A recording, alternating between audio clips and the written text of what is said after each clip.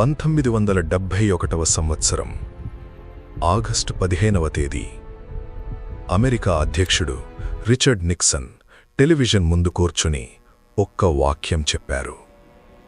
America డాలర్కు బంగారంతో సంబంధం తెంచేస్తున్నారని. అప్పటి వరకు ప్రపంచంలో ఏ దేశమైనా అమెరికా దగ్గర డాలర్లు తీసుకొని బంగారం అడగవచ్చు. ఆ హక్కు ఆ రోజు నుండి పోయింది. ప్రపంచ ఆర్థిక వ్యవస్థ గుండె వేగంగా కొట్టుకుంది. ఒక్క ప్రశ్న అందరినీ వేధించింది. ఇకపై డాలర్కు విలువ ఎక్కడి నుండి వస్తుంది? ఆ సమాధానం వాషింగ్టన్లో కాదు, అరేబియా ఎడారిలో దొరికింది. 1974వ సంవత్సరంలో అమెరికా ఆర్థిక మంత్రి విలియం సైమన్ సౌదీ అరేబియా వెళ్లారు. ఆ సంభాషణ ఇప్పటికీ పూర్తిగా బహిర్గతం కాలేదు. కాని ఆ సమావేశం నుండి పుట్టిన ఒప్పందం ప్రపంచాన్ని మొత్తం మార్చేసింది. సౌదీ అరేబియా ఒక హామీ ఇచ్చింది. ప్రపంచంలో చమురు అమ్మకం జరిగే చోట ఎక్కడైనా సరే అది కేవలం అమెరికా డాలర్లలోనే జరుగుతుందని. అమెరికా బదులుగా సౌదీ రాజవంశానికి సైనిక రక్షణ ఇచ్చింది. పెట్రో డాలర్ వ్యవస్థ పుట్టింది. ఈ ఒప్పందం సరళంగా అనిపించవచ్చు, కానీ దాని వెనుక ఉన్న శక్తి అర్థమవడానికి ఒక్క విషయం చాలు. ప్రపంచంలో ప్రతి దేశం చమురు కొనాలంటే ముందు డాలర్లు కొనాలి.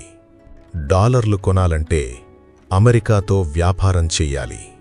అంటే ప్రపంచ ఆర్థిక వ్యవస్థ మొత్తం అమెరికా అనుమతితోనే నడుస్తుంది. ఇది కేవలం వ్యాపారం కాదు, ఇది అధికారం. నిశ్శబ్దమైన కానీ సర్వశక్తిమంతమైన అధికారం. ఇప్పుడు అసలు కథ మొదలవుతుంది. 2000 సంవత్సరంలో ఇరాక్ అధ్యక్షుడు సద్దాం హుస్సేన్ ఒక నిర్ణయం తీసుకున్నారు. ఇరాక్ చమురును ఇకపై డాలర్లలో కాదు, యూరోలలో అమ్ముతామని ప్రకటించారు. ఐక్యరాజ్యసమితి ఆంక్షల కింద ఉన్న ఇరాక్కు ఆ అడుగు ఒక రాజకీయ సందేశం. డాలర్ ఆధిపత్యాన్ని సవాలు చేసే తొలి ప్రయత్నం. నవంబర్ 2000 నుండి ఇరాక్ చమురు యూరోలలో అమ్మకం మొదలుపెట్టింది.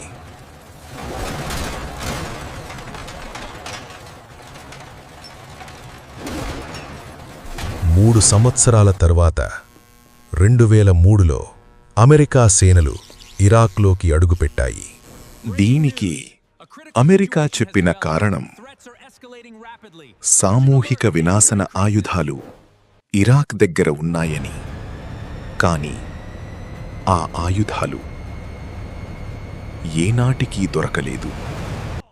బాగ్దాద్ పడిపోయిన తర్వాత అమెరికా మొదట రక్షించింది నగరాన్ని కాదు, చమురు మంత్రిత్వ శాఖను.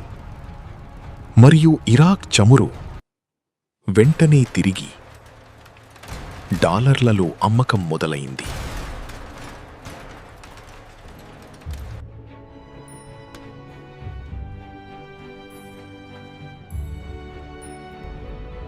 యాదృచ్ఛికమా లేదా వ్యూహమా? లిబియాకు వెళ్దాం. ముమ్మర్ గడాఫీ 40 సంవత్సరాలు లిబియాను పాలించిన నాయకుడు. 2009 నుండి అతనొక కలకనేవారు, ఆఫ్రికన్ గోల్డ్ డినార్ అని. ఆఫ్రికా మొత్తం దేశాలు కలిసి బంగారంతో మద్దతు ఉన్న ఒకే నాణెంలో చమురు అమ్ముకుంటే అమెరికా డాలర్ ఆధిపత్యాన్ని పగలగొట్టవచ్చని గడాఫీ నమ్మకం. ఆ ఆలోచన ఆఫ్రికా దేశాల నేతలకు నచ్చింది. కొన్ని దేశాలు సమ్మతించాయి.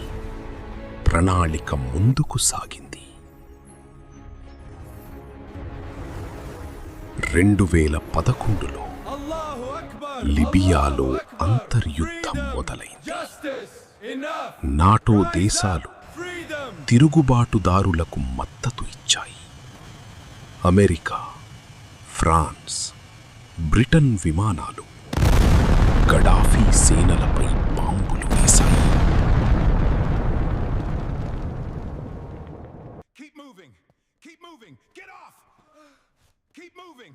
అక్టోబర్ 2011లో గడాఫీ హత్యకు గురయ్యారు.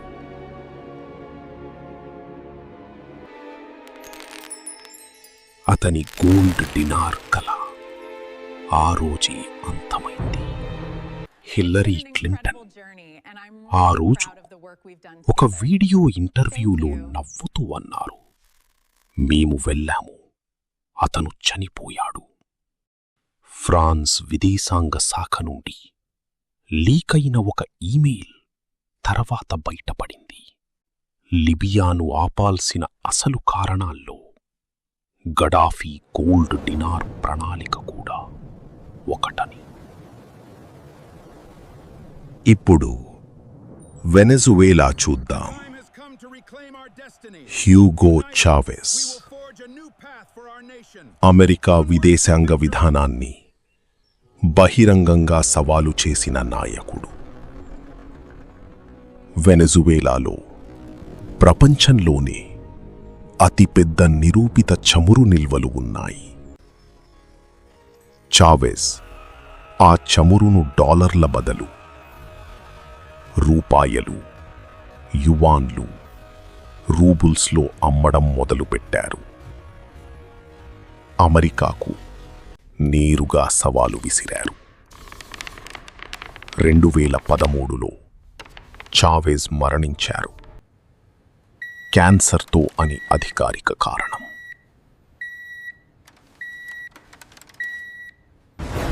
తరువాత వెనెజువేలాపై అమెరికా ఆంక్షలు వచ్చాయి.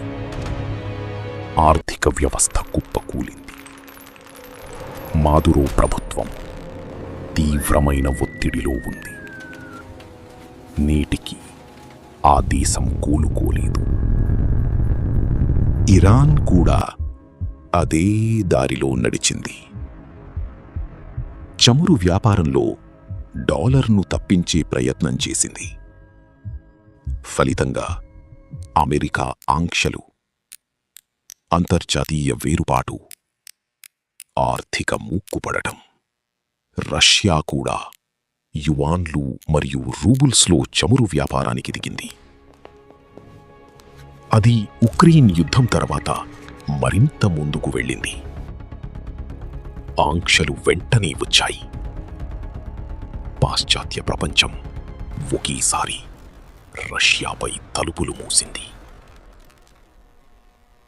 ఒక్కసారి వెనక్కి చూద్దాం. ఇరాక్ డాలర్ను సవాలు చేసింది. దేశం ధ్వంసమయ్యింది. లిబియా ప్రత్యామ్నాయ కరెన్సీ ప్రయత్నించింది. నేత హత్యకు గురయ్యారు. వెనెజులా డాలర్ బయట వ్యాపారం చేసింది. ఆంక్షలతో నేలకు కూలింది. ఇరాన్ దశాబ్దాల ఆంక్షలతో ఒంటరిగా మిగిలింది. రష్యా ప్రపంచ ఆర్థిక వ్యవస్థ నుండి కత్తరించబడింది. ఇవన్నీ యాదృచ్ఛికాలా లేదా ఒక పద్ధతిలో జరిగిన ఘటనలా?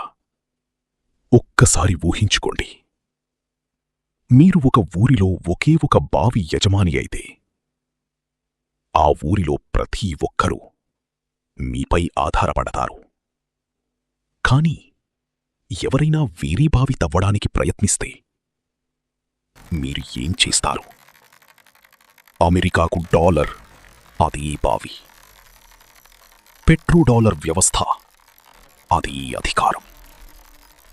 ఆ బావిని ఎవరైనా సవాలు చెయ్యడానికి ప్రయత్నిస్తే చరిత్ర చెప్పిన సమాధానం మనకు తెలుసు. ఈరోజు చైనా, రష్యా, భారత్ కలిసి డీడాలరైజేషన్ అని పిలవబడే ప్రక్రియలో పనిచేస్తున్నాయి. బ్రిక్స్ దేశాలు తమ సొంత కరెన్సీ గురించి మాట్లాడుతున్నాయి. సౌదీ అరేబియా కూడా చైనాకు యువాన్లలో చమురు అమ్మడానికి సిద్ధమవుతోందని వార్తలు వస్తున్నాయి. డాలర్ యొక్క శాపం తెగుతుందా, లేదా ఆ శాపం ఇంకా బలంగా ఉంటుందా? చరిత్ర సమాధానం ఇంకా రాయబడలేదు. కాని ఒక్క విషయం మాత్రం స్పష్టంగా తెలుసు. డబ్బు వెనక ఉన్న అధికారాన్ని సవాలు చేయడం, యుద్ధాన్ని సవాలు చేయడం కంటే ఎక్కువ ప్రమాదకరమైనది. ఎందుకంటే యుద్ధంలో తుపాకులు కనిపిస్తాయి, కాని ఆర్థిక ఆయుధాలు కనిపించవు. అవి నిశ్శబ్దంగా చంపుతాయి, నిధులు తగ్గిస్తాయి, దేశాలను ఆకలికి గురిచేస్తాయి, ప్రభుత్వాలను కూలదోస్తాయి, మరియు ప్రపంచం చూస్తూ ఉంటుంది, ఏమీ జరగలేదన్నట్లు.